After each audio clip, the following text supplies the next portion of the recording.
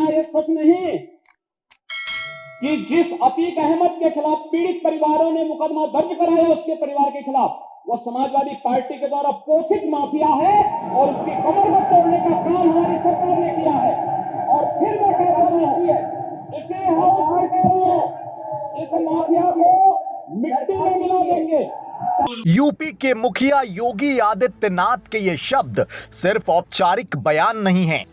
ये शब्द उनकी एक सशक्त सियासी छवि पेश करते हैं और उनकी इसी सशक्त छवि ने आज उनका नाम देश के सबसे लोकप्रिय नेताओं में शुमार कर दिया है। लेकिन जब योगी आदित्यनाथ का आकलन उत्तर प्रदेश में बतौर मुख्यमंत्री होता है तो उनकी गवर्नेंस की तुलना अखिलेश सरकार से भी होती है। लिहाजा आज हम आपको तथ्यों और आंकड़ों के साथ ये बताएंगे कि उत्तर प्रदेश में योगी और अखिलेश किसकी गवर्नेंस यूपी की जनता को बेहतर बुनियादी सुविधाएं देने में कामयाब हुई है। आगे बढ़ने से पहले योगी सरकार की सशक्त छवि से जुड़ा एक दिलचस्प आंकड़ा आपको बताते हैं।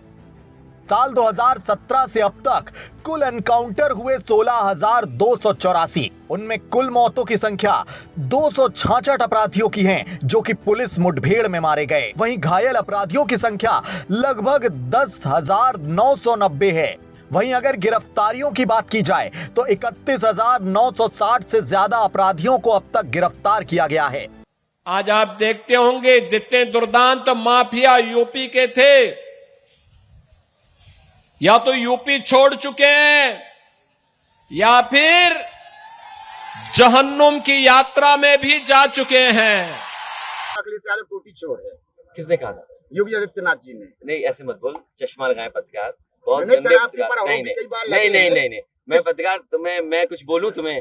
तुम बीजेपी के एजेंट हो बेटा, पिछले तुम बीजेपी के एजेंट हो। सर। और बीजेपी के एजेंट नहीं होते तो इतना महंगा रेबेन का नकली चश्मा ना लगाए होते तुम। सर पिछले इसकी फोटो खींचो जरा। इन आंकड़ों से इतर सवाल ये कि उत्तर प्रदेश में योगी वर्सेस अखिलेश किसकी सरकार बेहतर रही है। इसी तथ्य का जिक्र आज हम आंकड़ों और दस्तावेजों के साथ करेंगे। एक तरफ अखिलेश यादव की समाजवादी पार्टी सरकार जो 2012 से 2017 तक सत्ता में रही और दूसरी तरफ योगी आदित्यनाथ की भाजपा सरकार जो 2017 से अब तक प्रदेश की कमान संभाले हुए है। इस तुलना का आधार भावनाएं या आरोप बिल्कुल भी नहीं, बल्कि दंगे, कानून व्यवस्था और विकास से जुड़े सरकारी आंकड़े, एनसीआरबी डेटा और आर्थिक रिपोर्ट्स हैं। इन्हीं तथ्यों से ये हम समझने की कोशिश करेंगे कि आखिर किस दौर में उत्तर प्रदेश किस दिशा में गया। यूपी में दंगों का कंट्रोल। उत्तर प्रदेश में दंगे हमेशा से एक गंभीर समस्या रहे हैं, लेकिन सवाल यह है कि किस सरकार में हालात बिगड़े और किस सरकार में सुधार देखने को मिला। एनसीआरबी के इन आंकड़ों पर नजर डालिए। 2012 से 2017 के बीच यानी अखिलेश यादव के कार्यकाल में राज्य में कुल 815 सांप्रदायिक दंगे दर्ज हुए, जिनमें 192 लोगों की मौत हुई। अगर इससे पहले के दौर में यानी 2007 से 2011 की बात करें तो उस समय 616 दंगे हुए थे और 121 मौतें दर्ज की गई थी। साफ है कि अखिलेश सरकार के दौरान न सिर्फ दंगों की संख्या बढ़ती गई बल्कि उनमें जान गंवाने वालों की तादाद भी काफी ज्यादा रही। इस पूरे दौर का सबसे काला अध्याय 2013 का मुजफ्फरनगर दंगा माना जाता है, जिसमें 60 से ज्यादा लोगों की जान गई और करीब 50,000 लोग अपने ही घरों से बेघर हो गए। जांच रिपोर्ट्स और कोर्ट की टिप्पणियों में यह बात सामने आई कि दंगे समय रहते रोके नहीं गए और प्रशासन की भूमिका पर गंभीर सवाल उठे। यहां तक कि सुप्रीम कोर्ट ने भी इस मामले में अखिलेश सरकार को प्राइमा फेसी जिम्मेदार मानते हुए सख्त टिप्पणी की। आरोप लगे कि राजनीतिक फायदे के चलते सख्ती नहीं दिखाई गई और दंगों में शामिल लोगों को संरक्षण का संदेश गया। अखिलेश सरकार के शुरुआती दिनों में ही हालात काफी ज्यादा बिगड़ने लगे थे। 2012 में सत्ता में आने के महज 36 घंटे के भीतर उत्तर प्रदेश में अलग अलग जिलों में हिंसा भड़की। इस हिंसा के दौरान 3 लोगों की मौत हुई। दर्जनों दलितों के घर जलाने की तस्वीरें सामने आईं। पहले 5 महीनों में ही कोसीकला, गाजियाबाद और सहारनपुर इलाकों में दंगे हुए। बरेली दंगे में तो यहां तक आरोप लगे कि दंगों के आरोपी को मंच पर बुलाया गया। फैजाबाद, मुरादाबाद और गाजियाबाद जैसे मामलों को मिलाकर अखिलेश सरकार के के दौरान कई बड़े दंगे हुए जिनमें दर्जनों लोगों की मौत और हजारों लोगों का पलायन हुआ। आलोचकों का कहना है कि तुष्टीकरण की राजनीति ने सामाजिक तनाव को और गहरा किया। इलाहाबाद हाई कोर्ट की एक टिप्पणी भी अक्सर याद की जाती है, जब अदालत ने पूछा कि अखिलेश सरकार में कितने दंगे हुए और सरकार के पास कोई भी ठोस जवाब नहीं था। 2017 में सत्ता बदलते ही तस्वीर बदलती नजर आई। योगी आदित्यनाथ ने मुख्यमंत्री बनते ही साफ तौर पर कहा कि दंगाइयों के खिलाफ जीरो टॉलरेंस पॉलिसी के तहत सख्ती से पेश आएंगे। अब वह स्थिति नहीं है कि जब पुलिस आगे आगे दौड़ती थी और गुंडे उसको पीछे से दौड़ाते थे। अब वह यूपी नहीं है, अब ये वह यूपी है जो हर प्रदेशवासी को सुरक्षा की गारंटी तो देता है, लेकिन हर गुंडे को इसके लिए चेतावनी भी देता है कि सुधर जाओ, नहीं तो यमराज के यहां जाने के रास्ते भी खुले हुए हैं और यमराज का बुलावा आ जाएगा।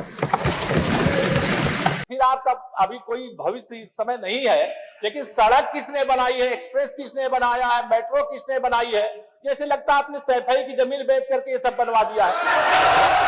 तुम अपने घर के तुम अपने पिताजी से पैसा लाते हो या बनाने के लिए? तुमने राशन दादा तो पिताजी एनसीआरबी की 2023 की रिपोर्ट ये दावा करती है कि उत्तर प्रदेश में बड़े सांप्रदायिक दंगों के मामले लगभग शून्य पर आ गए। 2017 से 2021 के बीच कुछ छिटपुट घटनाएं जरूर हुई, लेकिन कुल मिलाकर दंगों में 97 से 99% तक की गिरावट दर्ज की गई। 2018, 2019 और 2020 जैसे सालों में कोई बड़ा सांप्रदायिक दंगा दर्ज नहीं हुआ।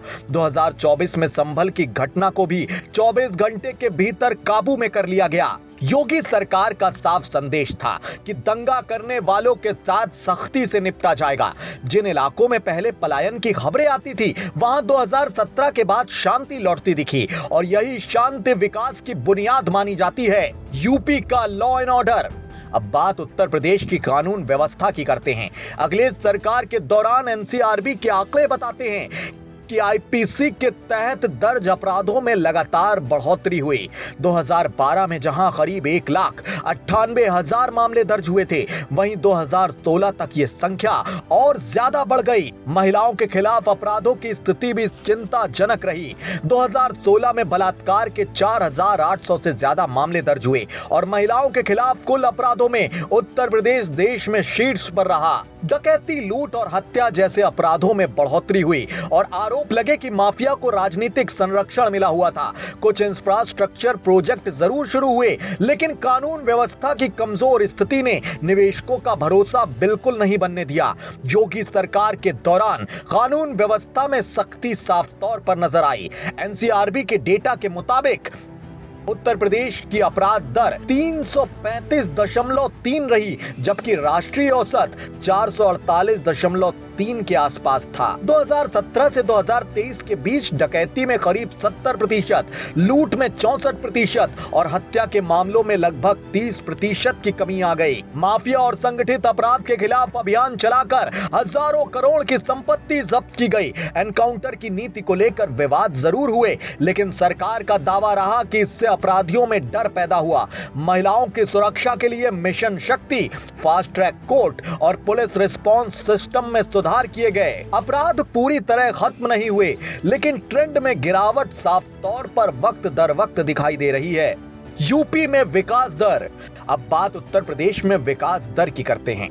अखिलेश सरकार के दौरान जीएसडीपी की औसत वृद्धि दर करीब 6.9% रही। कृषि और मैन्युफैक्चरिंग सेक्टर में सुधार हुए और लखनऊ मेट्रो तथा आगरा और लखनऊ एक्सप्रेसवे जैसे प्रोजेक्ट सामने आए, लेकिन विकास का फायदा कुछ चुनिंदा शहरों तक ही सीमित रह गया। बेरोजगारी एक बड़ी चुनौती बन गई और कमजोर कानून व्यवस्था के चलते बड़े पैमाने पर निवेश भी नहीं आ पाया। योगी सरकार के दौरान शुरुआत में कोविड का असर जरूर पड़ा, लेकिन बाद के वर्षों में रिकवरी देखी गई। राज्य की जीएसडीपी लगातार बढ़ी और इंफ्रास्ट्रक्चर पर बड़े पैमाने पर काम हुआ। एक्सप्रेसवे नेटवर्क, जेवर इंटरनेशनल एयरपोर्ट और मेट्रो विस्तार जैसे प्रोजेक्ट शुरू हुए। निवेश प्रस्तावों और औद्योगिक सम्मेलनों के जरिए बड़ी पूंजी आकर्षित करने का दावा किया गया। एमएसएमई, एक्सपोर्ट और गरीबी उन्मूलन से जुड़े आंकड़ों में भी सुधार दिखाया गया और सरकार ने उत्तर प्रदेश को देश की बड़ी अर्थव्यवस्थाओं में शामिल करने का लक्ष्य रखा। और इसी क्रम में उत्तर प्रदेश के अंदर योगी राज में विकास की रफ्तार अनवरत जारी है। कुल मिलाकर आंकड़ों और रिपोर्ट्स के आधार पर यह कहा जाता है कि अखिलेश यादव के कार्यकाल में दंगे, कमजोर कानून व्यवस्था और सीमित विकास जैसी समस्याएं ज्यादा देखने को मिली, जबकि योगी आदित्यनाथ के दौर में दंगों पर नियंत्रण, सख्त कानून व्यवस्था और तेज विकास की दिशा साफ तौर पर नजर आती है। इसमें कोई संदेह नहीं होना चाहिए कि उत्तर प्रदेश आज खुद को एक बड़े आर्थिक लक्ष्य की ओर बढ़ता हुआ देख रहा है और यही दोनों सरकारों के कामकाज के बीच सबसे बड़ा फर्क भी माना जाता है। खैर दोस्तों, जैसा कि हमने आपको पहले भी बताया कि हमारी ये पूरी रिपोर्ट सरकारी आंकड़ों और तथ्यों के आधार पर हमने आपके सामने रखी है, जो ये साफ तौर पर दिखाती है कि योगी सरकार में उत्तर प्रदेश का विकास और सुशासन के कई नए मापदंड स्थापित हुए हैं। Bureau report, FM news.